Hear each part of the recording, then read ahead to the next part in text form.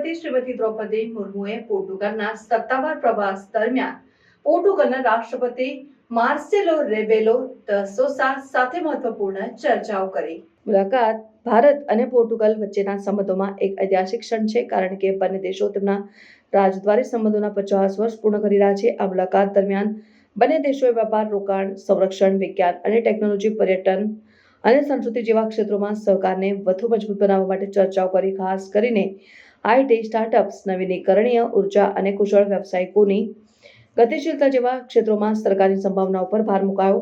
રાષ્ટ્રપતિ મુર્મુની આ મુલાકાત પહેલા 2024ના ડિસેમ્બરમાં ભારતના વિદેશ મંત્રી ડોક્ટર એસ જયશંકર અને પોર્ટુગલના વિદેશ મંત્રી પાઉલો રાન્જેલ વચ્ચે નવી દિલ્હીમાં બેઠક યોજાઈ, જેમાં દ્વિપક્ષીય સંબંધોને વધુ મજબૂત બનાવવા માટે ચર્ચાઓ થઈ હતી. આ બેઠકમાં બંને દેશોએ 2025માં તેમના રાજદ્વારી સંબંધોના 50 વર્ષ પૂર્ણ થવાના સંબંધને યાદગાર બનાવવા માટે સંકલ્પ કર્યો હતો. આ રીતે રાષ્ટ્રપતિ મુર્મુની પોર્ટુગલની મુલાકાત ભારત અને પોર્ટુગલ વચ્ચેના બહુમુખી સંબંધોને વધુ મજબૂત બનાવવામાં મહત્વપૂર્ણ ભૂમિકા ભજવે છે અને બંને દેશો વચ્ચેના સાંસ્કૃતિક, આર્થિક અને રાજકીય સંબંધોને નવી ઊંચાઈઓ પર લઈ જાય છે.